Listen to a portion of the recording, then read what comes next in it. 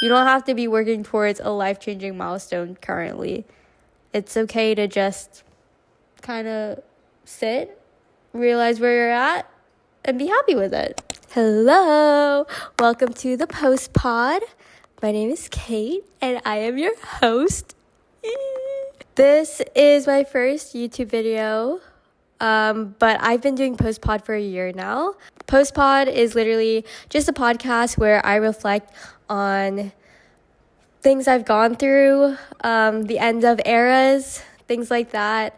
I started Post Pod after some life-altering events and a year after graduating, so it's honestly just about me reflecting and giving advice to maybe anyone who might be going through something that I've already experienced, and kind of giving like big sister vibes, if that makes sense. Basically, Post Pod is, and I quote from my notes, if you're currently navigating through your 20s, being an adult, a breakup, or dating, then this podcast is for you. Yeah. Some past episodes I've filmed so that you guys can kind of get a vibe of the podcast I'll be posting. My first episode was called Staying Still While Everyone's Moving. Next one was Perks of Being a Full-Time Single Girly. My third one was The Little Things That Have Made My Days Even Better. And then my fourth one was my last one that I posted on the last platform that I was on, which was Balancing Life After College and My College Regrets. So as you can see, lots of reflection, lots of advice. Now, today's episode, which is episode 5, is called Your Life is Another Person's Dream, Mind Shift Over Life Shift. You see that play on words, guys? This episode is basically going to be about what happens once you've graduated college. Because once you graduate college, the next milestone is up in the air. Typically, it would be probably get married, buy a house, have a family, but it's 2025. We don't do things traditional anymore. A little bit about me. I graduated college 2 years ago, back in 2023, with a degree in civil engineering, and I'm currently a roadway engineer here in my area, and it's a corporate job, but I enjoy the people I work with and I enjoy my projects, so I'm happy with where I am post-college. However, that doesn't mean I know what I'm doing, and I don't think anyone knows what they're doing. It's officially almost hitting 2 years since I graduated college and started full-time, and time has gone by so fast. One thing people don't tell you once you start working full-time is it literally starts feeling like a cycle. It starts feeling like the same thing every day. And I'm gonna sneeze. Ugh. It literally feels like a cycle, and that can be a good thing or a bad thing. It depends on how you are, but me being someone who is in their early 20s, I definitely want some, I want some hype. A little backstory, or another thing you guys need to know about me, is that I'm really big into traveling, raving, concerts, festivals, anything that gives me high energy, I guess. So as of now, I'm still doing all those things, traveling, raving, blah, blah, blah, but it's definitely slowed down, and it's not like I'm doing it every month, if that makes sense. So how can how should I put this? I already made an episode on how can I make my days a little bit different, but this episode is more about how to kind of just continue what you're doing, ? I don't know. We're just gonna film the episode and then you guys tell me what I'm trying to say. How about that? Hold on, I have to change the battery on my camera. I'll be back. Now we have a camera with a full battery. Let's get into this episode because I do have a lot that I want to talk about. What kind of sparked me wanting to do this episode is I had someone come over to pick up some clothes that I was giving away, and I was going through some rave clothes, and I was like, yeah, feel free to get it. I don't really wear these things anymore. And she was like, oh, you're living the dream, going to all these raves and stuff. That was the first time anyone has ever told me that I am living the dream.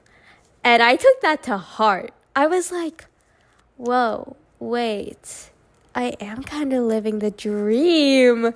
You know, like, I didn't realize how luxurious, and obviously the way you define luxurious is different, but how luxurious my life is being able to have the opportunity to afford to travel, and not even just afford to travel, but just be able to afford to do things.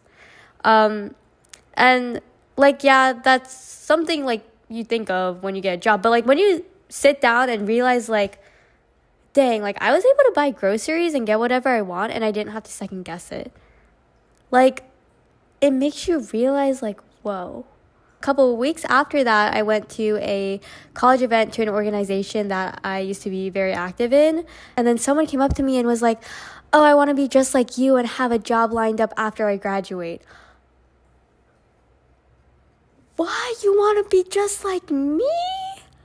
And those two interactions with those two people made me realize, like, holy ish, I don't need to be having a 6-figure job or traveling around the world or anything to realize that what I'm doing right now is something that someone else wishes they were doing.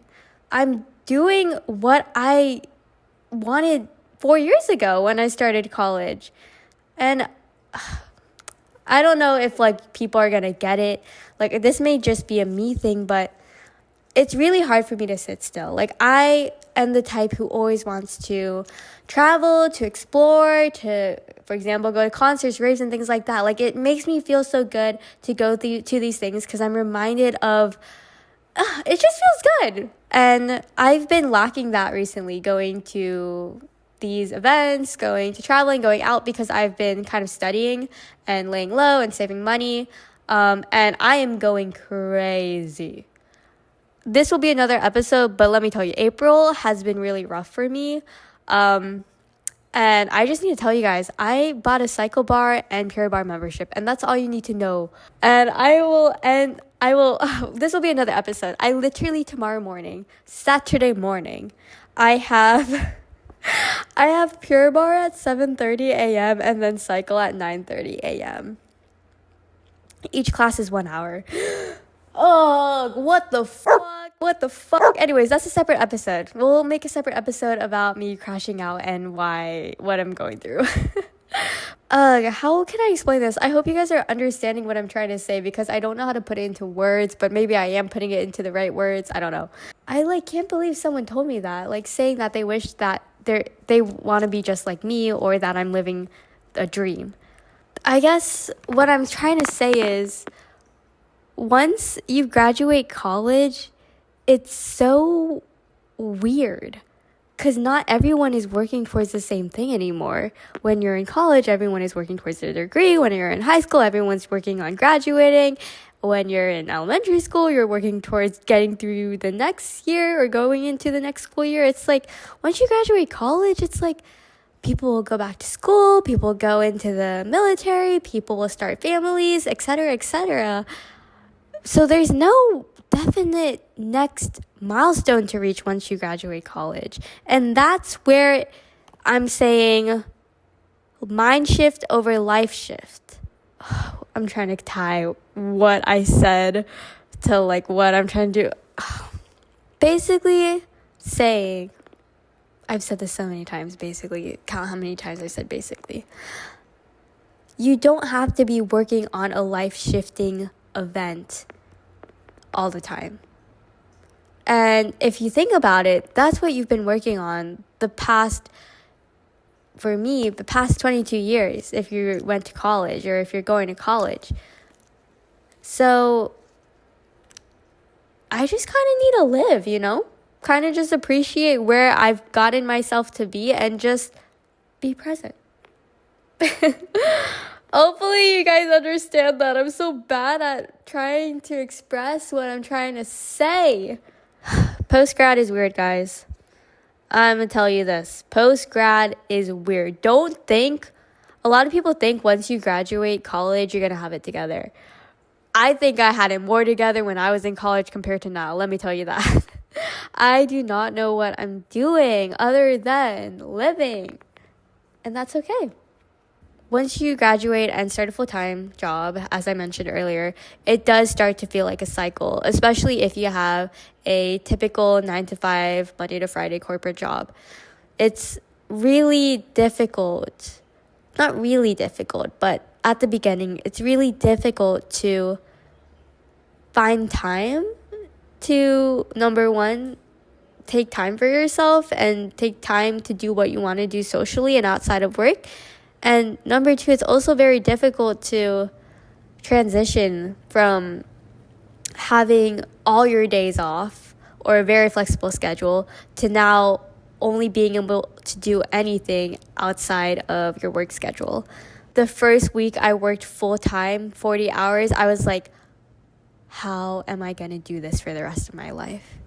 And if you're currently going through this right now, or you're about to graduate college and you're feeling a little anxious about starting a full-time job, it gets so much easier. I'm only 2 years into a full-time job, and it has definitely gotten so much easier compared to my first year as a full-time girly. You just have to really have to incorporate a lot into your day and really plan and just be very ambitious and keep the energy high after work too. And another episode, I talked about the things I do to kind of like make my days not feel like a routine. And I'm going to kind of bring those things up again in this episode, but there's a couple of other things I've done to kind of, again, make my life interesting.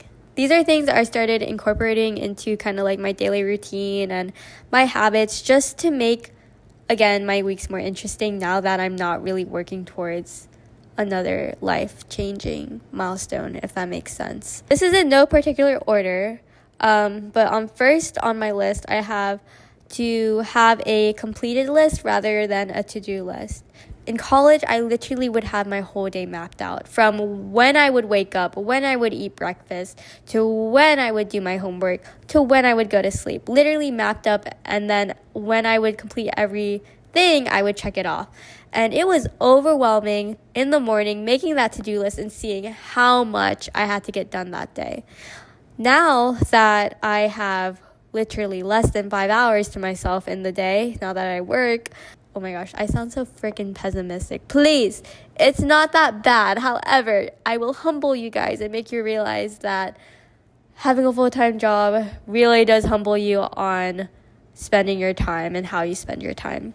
Having a completed list rather than a to-do list. So at the end of each day, I have a notebook in my kitchen, and I keep it in my kitchen so before I turn off all the lights and get ready for bed, I do this as kind of like my last thing before I go into my nighttime routine.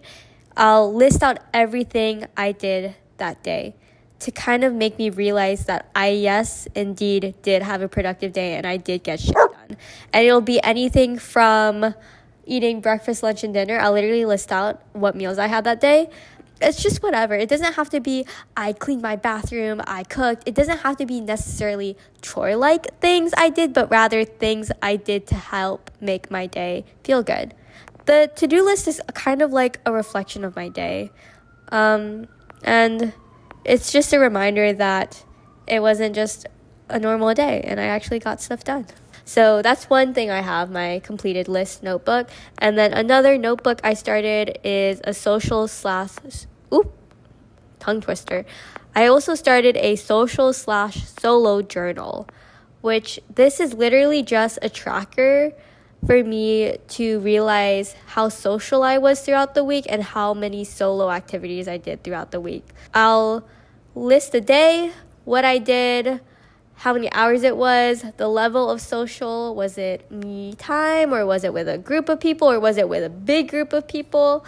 I'll kind of list like maybe 3 bullet points on how the event went, how I felt, and then I'll rate it from a scale of 1 to 10, 10 being the highest, and why I rated it that way. So it's very quick, probably takes like 3 minutes, not that much time to do, but whenever I fill out my my gosh, what a tongue twister.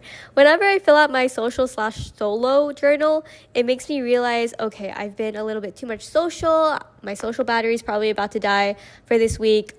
Next week, I'll do more solo activities. Or wow, I haven't hanged out with anyone this whole week. Maybe next week I should plan some things with some friends. So it's kind of just like a way for me to keep track of how I'm spending my days and if I'm spending enough time to myself / enough time being solo. Or if I'm spending enough time being social, excuse me. Another thing I did starting, I think February, I started this in February, deleting / limiting social media. Okay, let me tell you guys. Off the bat, I am heavily addicted to Instagram. I tried so hard to delete Instagram and I was okay. I was honestly okay. But it hurts that it's festival season and I do not know who is going to be where, what concerts are happening, blah, blah, blah. It hurts. So I do still have Instagram. However, I will delete it when I realize I've been touching it a lot. One social media app that I am surprised I was able to delete and have been able to restrict myself from going on it is TikTok. I used to be active on TikTok. I posted on TikTok. I'd scroll on it every day. But I deleted it just because, again, I'm studying towards my engineering license. So that's one reason I deleted it. But I deleted it and shit. I all of a sudden had so much time to do shit. I don't know anything that's trending. I don't know any brain rot phrases. So yeah, that's the only other bad thing about deleting TikTok. But if you're kind of like me and you use TikTok as a resource, just put it on another device that you don't really reach for. So for me, that's an iPad. Or if you are really desperately needing TikTok, just re-download it, search what you need, and then delete it. That's what I do with Instagram. Not gonna lie, I probably re-download and delete Instagram at least 4 times a day. I don't know if that's healthier than just keeping the app. Another thing you can do to make your weeks feel a little less routine-like is having more hobbies. I'm going to guess that I probably have 7 hobbies, which I think nowadays if you have less than 10 hobbies, that's kind of a flex. If you have less than 5 hobbies, that's even more of a flex. Right now, my hobby is cycle bar, pure bar. I used to be a runner. I am a retired runner now that I injured myself. But I'll get back into running in the summertime. Podcaster, small business owner, very, very small business owner. I am now officially a UGC creator. Am I at 5?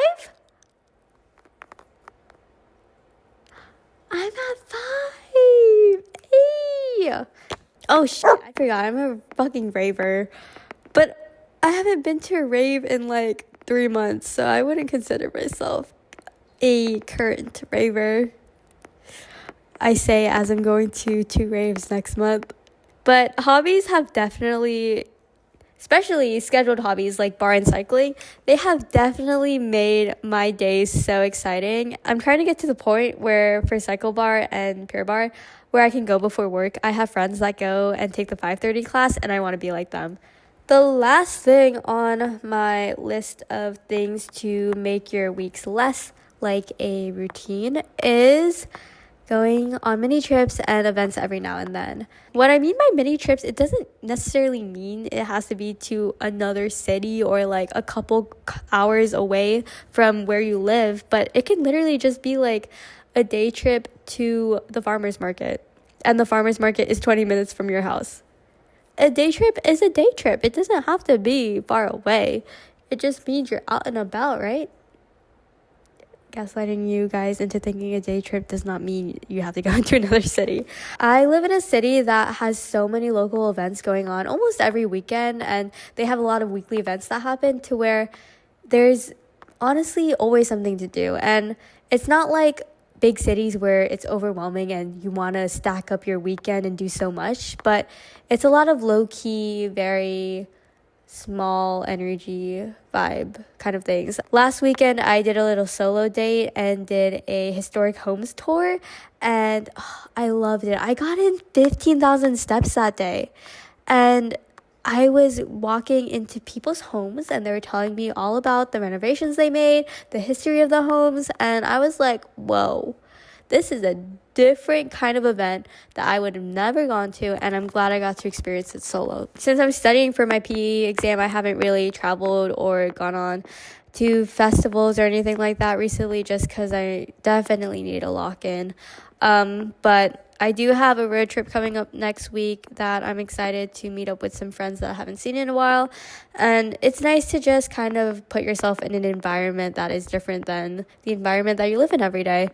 In the summer, I have a back-to-back trip from one of my favorite cities to another one of my favorite cities, which I will not be disclosing for my safety, but I'm just so excited to be doing that and to travel again once I take this PE exam. Alrighty guys, that is the end of this episode. As you guys can tell, I am Miss Yappy and I will just talk and talk and talk. And if that is not your vibe, shout out to YouTube for letting you put it on 2x speed. But circling back on the topic of this episode, again, mind shift over life shift. Your life is another person's dream. You don't have to be working towards anything currently. You don't have to be working towards a life-changing milestone currently.